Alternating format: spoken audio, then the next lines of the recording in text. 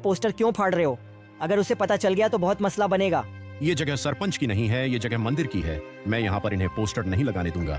ठीक है बिजो भैया, जैसे तुम्हारी मर्जी, उतार लो पोस्टर अगर उतारने हैं। बिजो गांव के सरपंच के पोस्टर उतार ही रहा था कि मोहन, जो सरपंच की पार्टी के लिए काम करता था, वहां आ गया और कहने लगा, तुम्हारी हिम्मत कैसे हुई हमारी पार्टी के पोस्टर उतारने की, और तुमने हमारे पोस्टर फाड़ दिए। मैं तुम्हें नहीं छोड़ूंगा अब।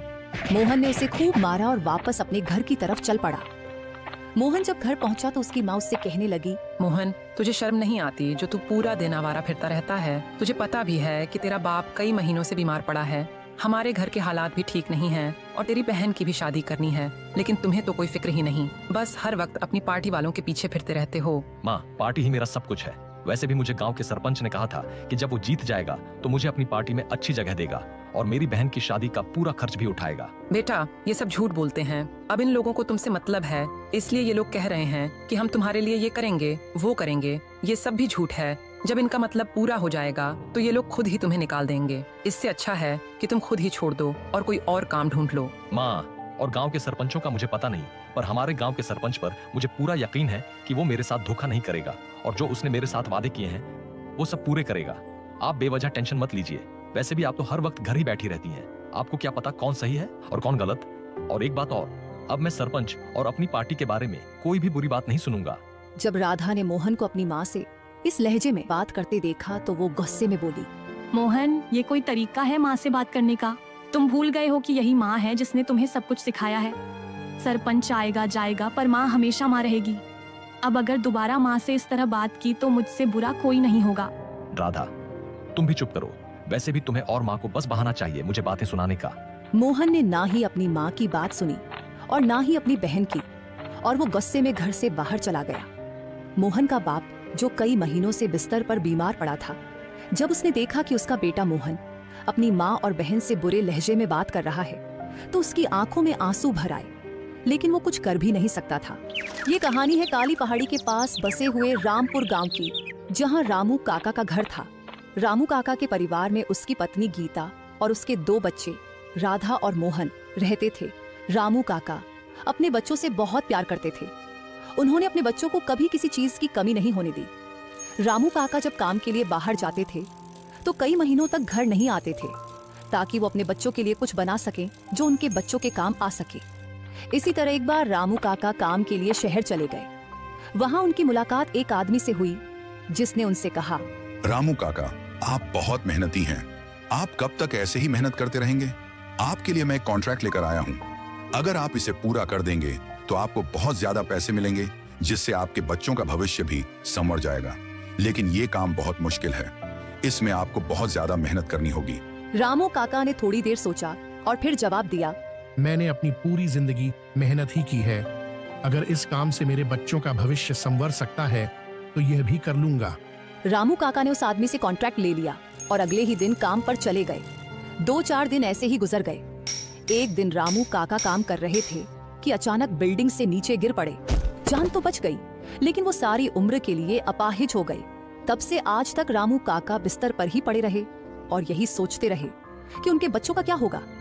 रामू काका की सारी उम्मीदें मोहन पर थीं, लेकिन मोहन ने कभी अपने घर की फिक्र नहीं की। वो हर वक्त गांव के सरपंच के साथ ही रहता और उसकी पार्टी के कामों में लगा रहता। वक्त ऐसे ही गुजरता गया। एक दिन रामू काका ने मोहन को बुलाया और उससे कहा, बेटा, तुझे तो सब पता है कि जब से मैं बीमार हूँ हमारे हालात कितने खराब हो गए हैं। कई बार तो ऐसा वक्त भी आया है कि हम 2 वक्त का खाना भी नहीं खा सके।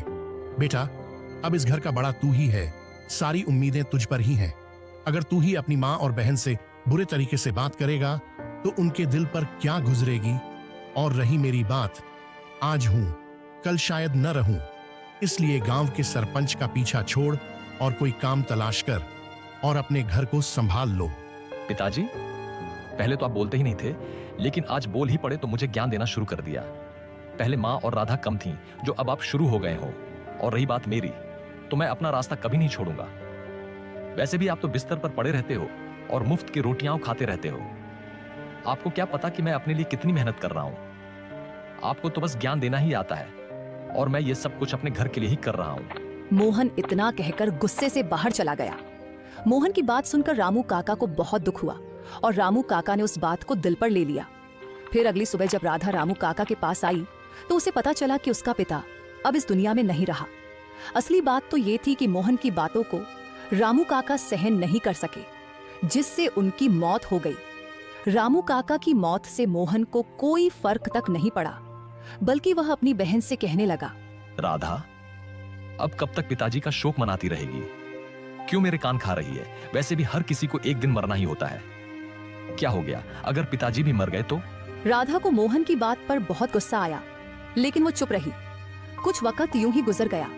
फिर राधा की माँ गीता ने गांव की औरतों से अपनी बेटी के रिश्ते के लिए बात की। करीब 5-6 दिन बाद राधा के लिए उसके घर रिश्ता आ गया। जो औरत अपने बेटे का रिश्ता लेकर आई थी, वो राधा की माँ से कहने लगी, गीता जी, मुझे पता चला था कि आप अपनी बेटी राधा के लिए रिश्ता ढूंढ रही हैं, इसलिए मैं अपने बेटे राजू का रिश्ता लेकर आई हूँ। हमारे घर और भी बहुत रिश्ते आए थे, लेकिन मेरे बेटे राजू ने आपकी बेटी को एक बार देखा था और उसी ने कहा कि वो शादी करेगा तो बस राधा से ही करेगा। हाँ, मैं अपनी बेटी का रिश्ता ही ढूंढ रही थी। गीता जी, आप फिक्र मत कीजिए, मेरा बेटा व्यापार करता है, वो आपकी बेटी को बहुत खुश रखेगा। लक्ष्मी जी, वो तो ठीक है, आप ये बताइए कि आप दहेज में क्या लेंगी? अब आपसे मैं क्या कहूँ, आप भी हमारी तरह अच्छे लोग हैं। आप ऐसा करिएगा कि दहेज में ज्यादा कुछ नहीं, बस 25 तोला सोना दे दीजिएगा। हमें और लोग अपनी बेटी के दहेज में इससे भी ज्यादा दे रहे थे, लेकिन मेरे बेटे को आपकी बेटी राधा ही पसंद है। लक्ष्मी की बात सुनकर गीता परेशान हो गई। उसने लक्ष्मी से कहा, हाँ ठीक है, हमारी तरफ से हाँ है, हम आपको 25 तोला सोना दे देंगे। लक्ष्मी गीता की बात सुनकर बहुत खुश हुई। फिर दोनों ने थोड़ी देर बातें की और उसके बाद लक्ष्मी वापस चली गई। लक्ष्मी के जाने के बाद राधा ने गीता से कहा, माँ, आपने उन्हें हाँ क्यों कर दी? हमारे पास तो 2 वक्त के खाने के लिए भी पैसे नहीं होते और आपने उन्हें 25 तोला सोना देने की बात कर दी। राधा, मैं तुम्हें क्या बताऊं? जब उसने मुझसे कहा तो मुझे कुछ समझ नहीं आया। 2 साल से ज्यादा हो गए हैं तुम्हारा रिश्ता ढूंढते हुए, लेकिन किसी के साथ बात पक्की नहीं हुई। हर कोई दहेज की वजह से वापस चला जाता है, इसीलिए मैंने हाँ कर दी थी। लेकिन अब मैं भी यही सोच रही हूँ कि 25 तोला सोना कहाँ से लाएंगे। माँ, अब हम क्या करें? अगर हमने उन्हें 25 तोला सोना नहीं दिया तो हमारे गांव में बहुत बदनामी होगी। पिताजी ने और आपने जो सारी जिंदगी लगाकर इज्जत कमाई है, वो सब मिट्टी में मिल जाएगी। हमें अब कुछ न कुछ करना ही होगा। राधा और गीता आपस में बात कर रही थीं और दोनों बहुत परेशान थीं कि अब क्या किया जाए। इसी बीच मोहन घर आ गया। उसने अपनी माँ को परेशान देखकर पूछा, माँ, क्या बात है? आप दोनों इतनी परेशान क्यों हैं? राधा ने मोहन को सारी बात विस्तार से बता दी। कैसे लक्ष्मी जी ने 25 तोला सोने की शर्त रखी है और अगर वो न दिया गया तो पूरे गांव में बदनामी होगी। ये सुनकर मोहन ने गुस्से और लापरवाही से जवाब दिया, तो फिर क्या हुआ? अगर नहीं है तो नहीं देंगे। जिसे जो कहना है कहता रहे, मुझे किसी की परवाह नहीं। मैं तो वैसे भी सरपंच के साथ अपना काम बनाने की सोच रहा हूँ। आप लोग बेकार में चिंता कर रहे हो। गीता की आंखों में आंसू आ गए और वो धीमी आवाज में बोली, बेटा, तू कैसे इतना बेफिक्र हो सकता है? अगर लोगों ने हमारी इज्जत का मजाक उड़ाया तो तेरे पिताजी ने सारी जिंदगी मेहनत करके जो इज्जत कमाई वो सब मिट्टी में मिल जाएगी। राधा की शादी कैसे होगी? मैं अब कहाँ से 25 तोला सोना लाऊं? माँ, मेरे पास भी इतने पैसे नहीं हैं। मैं क्या करूं? मैं तो खुद मुश्किल से अपना गुजारा कर रहा हूं। आप लोग मुझसे उम्मीद मत रखो। मोहन, तुझे कितनी बार कहा था कि तू सरपंच का पीछा छोड़कर कोई और काम कर ले, लेकिन तूने किसी की नहीं सुनी, अपनी ही मर्जी करता रहा। अगर तूने कुछ पैसे कमाए होते तो हम आज इतनी मुश्किल में न होते और तेरी बहन की शादी भी हो जाती। माँ, तुम और पिताजी हर वक्त मुझे बस ज्ञान ही देते रहे हो। मैंने कितनी बार बताया है कि जब सरपंच चुनाव में जीत जाए तो फिर सब कुछ ठीक हो जाएगा। इतना कहकर मोहन घर से बाहर चला गया और सीधा अपने दोस्त सूरज के पास पहुंचा। जब वह सूरज के पास पहुंचा तो सूरज ने मोहन से कहा, मोहन, तू अब यहाँ मत आना। अब तू 5 या 6 दिन के लिए गांव से बाहर चला जा, क्योंकि बीजो ने तेरे खिलाफ पुलिस में कंप्लेंट कर दी है। वही बीजो जिसे तूने मंदिर के बाहर मारा था। अच्छा हुआ तुमने मुझे पहले ही बता दिया। अब मैं गांव से बाहर चला जाऊंगा। सूरज से बात करने के बाद मोहन अपने घर की तरफ चल पड़ा। जब वो घर पहुंचा तो उसने अपनी माँ से कहा, माँ, मैं कुछ दिन के लिए गांव से बाहर शहर जा रहा हूँ। वहाँ मेरा एक दोस्त है, मैं उससे पैसों के बारे में पता करूंगा। मुझे यकीन है कि वो मेरी जरूर मदद करेगा। आप फिक्र मत करना। इतना कहकर मोहन गांव से बाहर शहर की तरफ निकल पड़ा।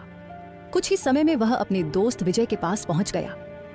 पहले तो उसने अपने दोस्त से ढेर सारी बातें की, थोड़ा आराम किया और फिर खाना वगैरह खाने के बाद मोहन ने अपने दोस्त विजय से कहा, विजय यार, मैं शहर तुम्हारे पास मदद के लिए आया हूँ। मुझे यार कुछ पैसे उधार चाहिए जिससे मैं अपनी बहन की शादी करवा सकूं। एक बात और, हमारे घर एक औरत आई थी अपने बेटे का रिश्ता लेकर। उसने दहेज में 25 तोला सोना मांगा था। मेरी माँ को कुछ समझ नहीं आया, उन्होंने हाँ कर दी, लेकिन हमारे पास तो कोई पैसा नहीं है। अगर अब हम अपनी बात से मुकर गए तो फिर हमारी गांव में बहुत बदनामी होगी। मेरे माँ बाप ने जो इज्जत कमाई है वो सब मिट्टी में मिल जाएगी। मोहन यार, मुझे माफ करना, मेरे पास खुद कोई पैसा नहीं है, वरना मैं जरूर तेरी मदद करता।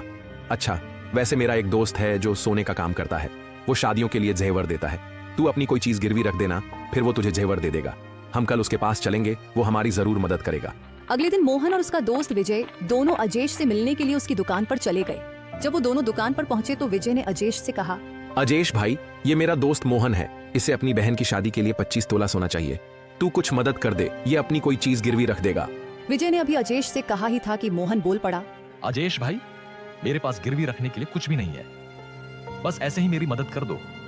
जब मेरी बहन की शादी होगी तो हमारे घर बहुत सारे रिश्तेदार आएंगे जो पैसे देंगे। उन पैसों से आपके 25 तोले सोने के पैसे पूरे हो जाएंगे। शादी वाले दिन वो पैसे मैं आपको वापस कर दूंगा। नहीं मोहन, ऐसे नहीं होता। जब तक तू अपनी कोई चीज गिरवी नहीं रखेगा, मैं तुझे जेवर नहीं दूंगा। अजेश, तू मुझ पर यकीन कर, मैं तुझे तेरे पैसे जरूर वापस कर दूंगा, या फिर जब मेरी बहन की शादी हो जाएगी तब तेरा 25 तोला सोना तुझे वापस कर दूंगा। बस एक बार मेरी मदद कर दे। काफी देर तक अजेश, विजय और मोहन में बहस चलती रही। मोहन बार बार मिन्नत करता रहा, विजय भी मोहन की तरफदारी करता रहा। आखिर में अजेश मान गया और उसने कहा, ठीक है मोहन, मैं तुम्हें सोना दे दूंगा, लेकिन देख, तूने जो वादा किया है उसे पूरा करना। अगर पैसे वापस नहीं किए तो मैं तेरे घर तक पहुंच जाऊंगा। ठीक है अजेश, तू चिंता मत कर, मैं तुम्हारा सारा सोना और पैसे समय पर वापस कर दूंगा। तूने जो मेरे लिए किया है मैं इसे कभी नहीं भूलूंगा। अजेश से बात करने के बाद विजय और मोहन दोनों वापस चले गए। मोहन बहुत खुश था कि उसने 25 तोला सोने का इंतजाम कर लिया था। मोहन को वहां रहते हुए 5-6 दिन हो चुके थे और उसने सोच लिया था कि शादी में अब बस 10-12 दिन ही बाकी हैं। उधर मोहन की माँ गीता को मोहन पर बिल्कुल भी भरोसा नहीं था। वो बहुत परेशान थी कि इतने दिन हो गए हैं लेकिन मोहन घर नहीं आया। उसे लग रहा था कि शायद मोहन कहीं भाग गया है और बहाना अपनी बहन की शादी का बना दिया है। गीता घबराई हुई राधा के पास गई और राधा से बोली, राधा बेटी, मुझे तो मोहन पर अब बिल्कुल भी भरोसा नहीं रहा। पता नहीं वो कहाँ है, कहीं वो हमें धोखा देकर तो नहीं भाग गया। क्या करूं, मेरा दिल बहुत घबरा रहा है। माँ, सच कहूँ तो मुझे भी अब यही लगता है कि मोहन घर से भाग गया है। अब हमें ही कुछ न कुछ करना होगा। अगर हमने शादी से पहले 25 तोला सोने का इंतजाम नहीं किया तो हमारी सारी इज्जत मिट्टी में मिल जाएगी।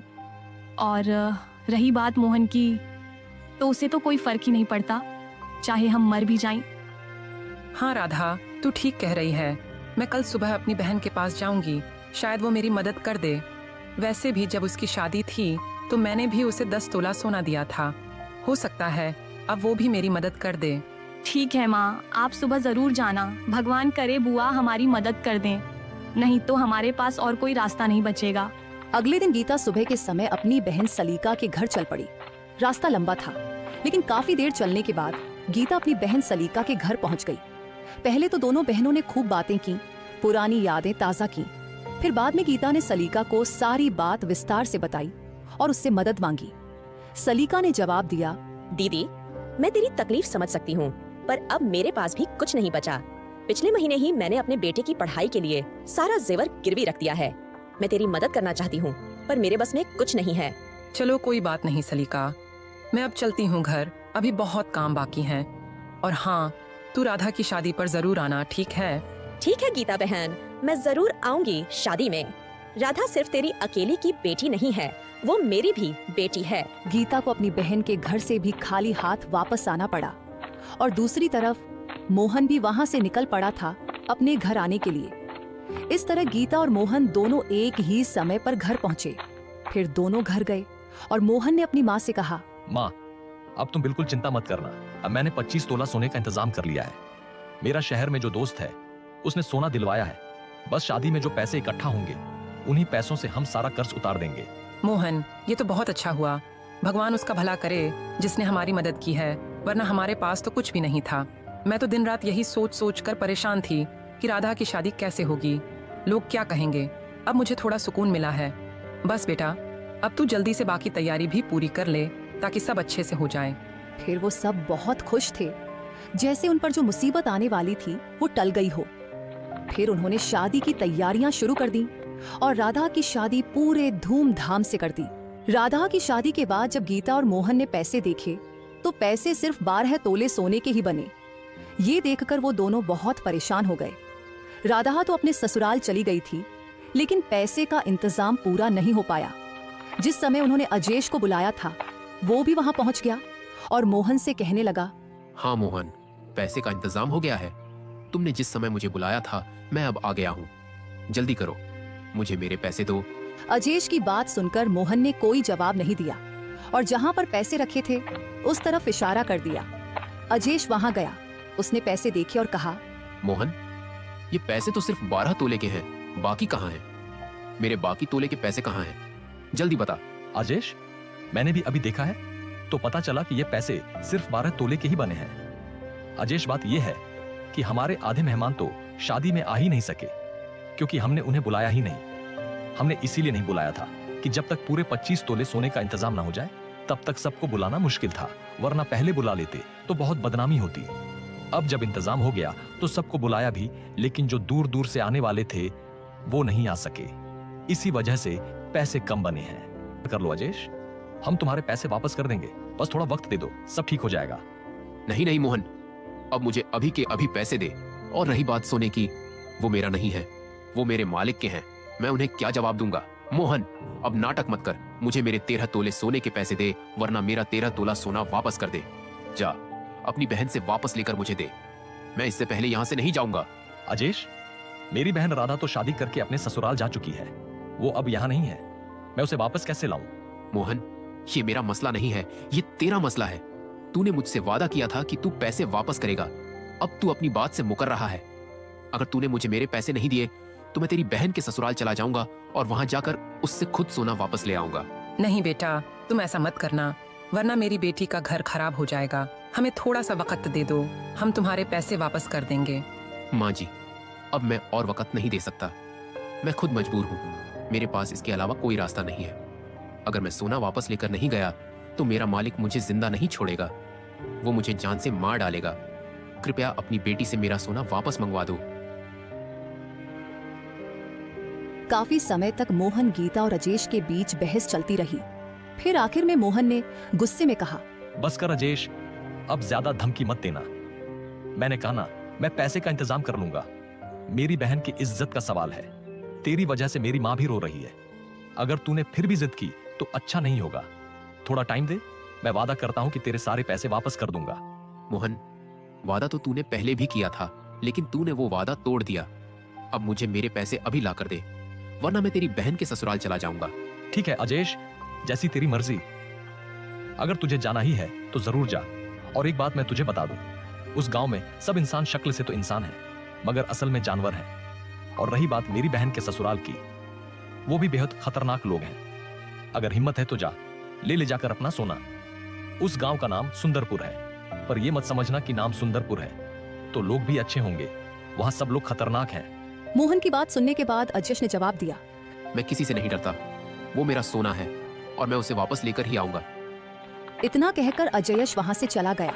मोहन और गीता को यही चिंता थी कि अजयश वहां जाकर कोई तमाशा न करे जिससे राधा का घर खराब न हो जाए और राधा के ससुराल वाले अजयश को कोई नुकसान न पहुंचाए। अगले दिन अजयश सुंदरपुर गांव की तरफ निकल पड़ा। कुछ ही देर में अजयश सुंदरपुर गांव पहुंच गया और उसने राजू और राधा के घर के बारे में पता किया। फिर राधा के घर चला गया। जब राधा ने अजयश को देखा तो वह बहुत परेशान हो गई। उसे यही चिंता थी कि अजयश यहाँ कोई तमाशा न करे। उसने अजयश से कहा, अजयश, तुम यहाँ क्यों आए हो? प्लीज कोई तमाशा मत करना। अगर किसी ने देख लिया तो मेरा घर बर्बाद हो जाएगा। वापस चले जाओ प्लीज। राधा, तुम्हें कैसे पता चला कि मैं अजयश हूँ? माँ ने मुझे बता दिया था कि तुम आओगे, इसलिए मुझे पता चल गया कि तुम ही अजयश हो जिससे मेरे भाई मोहन ने सोना लिया था। अच्छा राधा, अगर तुम्हें सब पता है तो मुझे मेरा सोना वापस दे दो, फिर मैं यहाँ से चला जाऊंगा। नहीं नहीं अजयश, मैं तुम्हें सोना वापस नहीं कर सकती। अभी कल ही तो मेरी शादी हुई है और वो सोना मेरे पास नहीं है। तुम एक काम करो, तुम मेरे भाई से वापस ले लो सोना, वो तुम्हें थोड़े समय में वापस कर देगा। राधा, मैं अपना सोना अभी लेकर जाऊंगा। और रही बात तुम्हारे भाई की, उस पर तो मुझे बिल्कुल भी यकीन नहीं है। राधा और अजेश बात कर ही रहे थे वहाँ। वहीं पर राजू भी आ गया और आकर राधा से पूछने लगा, राधा, ये कौन है जो सुबह सुबह हमारे घर आ गया और तुमसे बातें कर रहा है? राजू, ये मेरी खाला का बेटा है। ये शादी पर नहीं आ सका था, इसीलिए यहाँ पर आ गया है हमसे मिलने के लिए। ठीक है राधा, तुम बातें करो, मुझे जरा बाहर काम है, मैं वो करके आता हूँ घर। राजू घर से बाहर चला गया और फिर राधा और अजेश के दरमियान बहुत बहस हुई, लेकिन राधा ने सोना वापस करने से मना कर दिया। दूसरी तरफ राधा का पति राजू को अजेश पर थोड़ा शक होने लगा कि कोई ना कोई मसला है जो ये शादी के दूसरे दिन ही आ गया है। और जब अजेश को सोना वापस देने के लिए राधा ने मना कर दिया तो अजेश राजू के पास चला गया। उस वक्त राजू दरिया के पास खड़ा था, अपनी मछलियों को खाना डाल रहा था। तभी अजेश वहाँ पहुँच गया और अजेश ने राजू से कहा, राजू, तुम्हारी पत्नी के पास जो 25 तोला सोना था वो मेरा है। मुझसे इन्होंने धोखे से लिया है, मैं इसलिए यहाँ आया हूँ। कृपया तुम मुझे मेरा सोना वापस कर दो। जब तुम शादी के दूसरे दिन सुबह सुबह हमारे घर आ गए थे और राधा से बात कर रहे थे, तो मुझे उसी वक्त तुम पर शक हो गया था कि कोई ना कोई मसला है जो तुम आए हो। लेकिन अजेश, मैं तुम्हें सोना वापस नहीं करूंगा। हमने राधा की माँ और भाई से 25 तोला इसलिए मांगा था कि वो 25 तोला सोना लेकर मैं अपनी दोनों बहनों की शादी करूंगा, और अब तुम मुझे कह रहे हो कि सोना वापस कर दूं। ये तो नहीं हो सकता अजेश। राजू की बात सुनकर अजेश गुस्से से बोला, राजू, मुझे तो लगता था कि तुम अच्छे इंसान हो और मेहनत करके अपना घर चलाते हो। मैं यही सोचकर आया था कि मैं तुम्हें सारी बात बताऊंगा तो तुम मुझे मेरा सोना वापस कर दोगे। लेकिन तुम तो बहुत बड़े बेशर्म किस्म के इंसान निकले, जो अपनी बीवी के पैसों से अपनी बहनों की शादी करवाने का सोच रहा है। लेकिन मैं ऐसा बिल्कुल भी नहीं होने दूंगा, क्योंकि वो मेरा सोना है, मैं वो वापस लेकर ही जाऊंगा। राजू अजेश की बातें सुन रहा था, जिससे राजू को उस पर बहुत गुस्सा आ गया। फिर उसने अपनी जेब से चाकू निकाला और अजेश को दे मारा, जिससे अजेश बहुत घायल हो गया। फिर राजू वापस अपने घर की तरफ चल पड़ा। जब राजू अपने घर पहुंचा तो राधा ने उसके चाकू पर खून देखा, जिससे उसे समझ आ गया कि राजू ने अजेश को जान से मार दिया है। फिर राधा अपने कमरे में चली गई और रोने लगी कि हमारी वजह से उस बेचारे की जान गई है। फिर राधा ने अपनी माँ को कॉल की और कहा, माँ, जैसे आपने बताया था कि अजयश यहाँ पर आएगा, अजयश हमारे घर आज सुबह आया था और मुझसे सोना वापस मांग रहा था। मैंने उसे मना कर दिया, लेकिन वो राजू के पास चला गया सोना वापस लेने के लिए। मुझे नहीं पता उनके बीच क्या हुआ था, लेकिन राजू ने अजयश को जान से मार दिया। माँ, हमारी वजह से उस बेचारे की जान चली गई। भगवान हमें कभी माफ नहीं करेगा जो हमने उसके साथ धोखा किया है। राधा की बात सुनने के बाद उसकी माँ भी बहुत परेशान हो गई और दूसरी तरफ राधा को ये बात बहुत तंग कर रही थी कि उसकी वजह से किसी की जान गई है। फिर चोरी चोरी उसने वो 25 तोला सोना जो उसी के पति राजू ने छुपा कर रखा था उठा लिया और सोचने लगी कि अब अजेश के घर वालों को सोना वापस कर देगी। राधा ने वो सोना उठाया और घर से बाहर निकल गई अपनी माँ के घर जाने के लिए। लेकिन राजू के एक दोस्त ने राधा को देख लिया और जल्दी से जाकर राजू को बता दिया कि राधा कहीं जा रही है। राजू झट से भागा और राधा को पकड़कर गुस्से में वापस घर ले आया और उसे खूब मारा कि वो सोना क्यों लेकर जा रही थी। फिर अगले दिन मोहन राजू के घर आया और उससे कहने लगा, राजू, माँ की तबीयत ठीक नहीं है, इसीलिए माँ ने राधा से कहा है कि तुम राधा को मेरे साथ भेज दो। फिर 4-5 दिन बाद मैं खुद राधा को वापस छोड़ दूंगा। ठीक है मोहन, ले जाओ अपनी बहन को। मोहन फिर अपनी बहन राधा को लेकर चला गया। जब मोहन और राधा अपने घर पहुंचे तो मोहन की माँ ने उससे कहा, मोहन, मैंने तुझे कितनी दफा कहा था कि तू गांव के सरपंच का पीछा छोड़कर कोई काम कर ले। अगर तूने मेरी बात मानी होती तो आज हमारी वजह से अजयश की जान न जाती। माँ, मुझे भी अजयश की मौत का दुख है, लेकिन इसमें सरपंच कहाँ से आ गया? माँ, तुझे भी बस बहाना चाहिए सरपंच के खिलाफ बोलने का। अच्छा मोहन, अगर तुझे सरपंच इतना ही अच्छा लगता है तो जा उसी से मदद मांग। अगर उसने तुझे मतलब के बिना साथ रखा है तो वो तेरी जरूर मदद करेगा, वरना वो तेरी मदद नहीं करेगा, तुझे वहाँ से भगा देगा। ठीक है माँ, मैं अभी जाता हूँ सरपंच के पास। फिर मोहन सरपंच की तरफ चल पड़ा। जब वो वहाँ पहुँचा तो हवेली के बाहर उसका दोस्त सूरज खड़ा था। सूरज ने मोहन से कहा, मोहन, तू यहाँ पर क्या कर रहा है? तू अब यहाँ मत आना। सरपंच ने तुझे पार्टी से बाहर निकाल दिया है। जो तूने मंदिर के सामने बीजों को मारा था, उससे सरपंच ने तुझे तो बचा लिया, लेकिन इससे सरपंच की बहुत बेइज्जती हुई, जिससे उसने तुझे बाहर निकाल दिया। सूरज तो ये क्या कह रहा है? तुझे तो पता है कि मेरा सरपंच और पार्टी के अलावा और कोई नहीं है। मैंने और कोई काम नहीं किया, बस सरपंच का ही साथ दिया।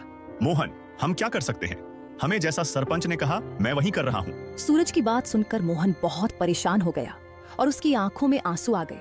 वो सोच रहा था कि उसके पिता ने जो मरने से पहले कहा था, अगर वो मान लेता तो आज वो भी कोई ना कोई काम कर रहा होता और उसका घर अच्छे से चल रहा होता।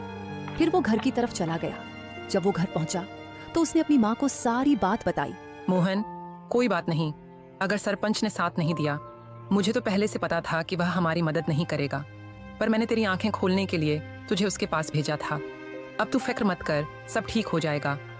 और एक बात, मैं और राधा तेरा ही इंतजार कर रहे थे, क्योंकि आज हमें अजयश के घर जाना है, उसके घर वालों से मिलने के लिए। फिर वो सब अजयश के घर वालों से मिलने के लिए कुछ ही समय में अजयश के घर पहुंच गए। उन्होंने वहां देखा तो वहां पर ताला लगा हुआ था। फिर उन्हें वहां एक आदमी मिला जिससे उन्होंने पूछा, भाई ये अजयश के घर वाले कहाँ हैं? हम उनसे मिलने के लिए आए हैं। अजयश के घर वाले इस समय जमींदार के घर काम कर रहे होंगे, तुम वहां पर चले जाओ, वो वहीं पर हैं। फिर वो सब जमींदार के घर चले गए। अजयश की बहन और अजयश की माँ वहां पर ही काम कर रही थी। जब उन्होंने ये सब देखा तो वो बहुत परेशान हो गए कि अजयश तो उनसे भी ज्यादा गरीब है। उसकी माँ और बहन किसी के घर काम करती हैं। फिर उनमें हिम्मत नहीं पड़ी कि वो अजयश के घर वालों से मिले। वो उदास चेहरे से वापस आ गए और उनके मन में बस एक ही बात घूम रही थी कि उनकी वजह से अजयश की जान गई। फिर वो सब घर आ गए। फिर 4-5 दिन बाद मोहन राधा को लेकर उसके ससुराल चला गया और मोहन राधा को छोड़कर वापस आ गया।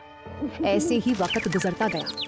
एक दिन राजू को एक रॉन्ग नंबर से कॉल आई और वो बोला, राजू, तुझे क्या लगा मैं मर गया हूँ? मैं जब मरूंगा तो तुझे अपने साथ लेकर ही मरूंगा। अब तू उस जगह पर आ जा, मैं भी वही हूँ जहां तू अपनी मछलियों को दाना डाल रहा था, और मेरा सोना भी साथ ले आना, वरना मैं तेरी सारी मछलियों को झड़ डालकर मार दूंगा। जब राधा को पता चला कि अजयश की जान बच गई है तो वो बहुत खुश हुई। और दूसरी तरफ राधा का पति राजू बहुत घबरा गया और सोचने लगा कि मैंने तो इसे मार दिया था, ये कैसे बच गया।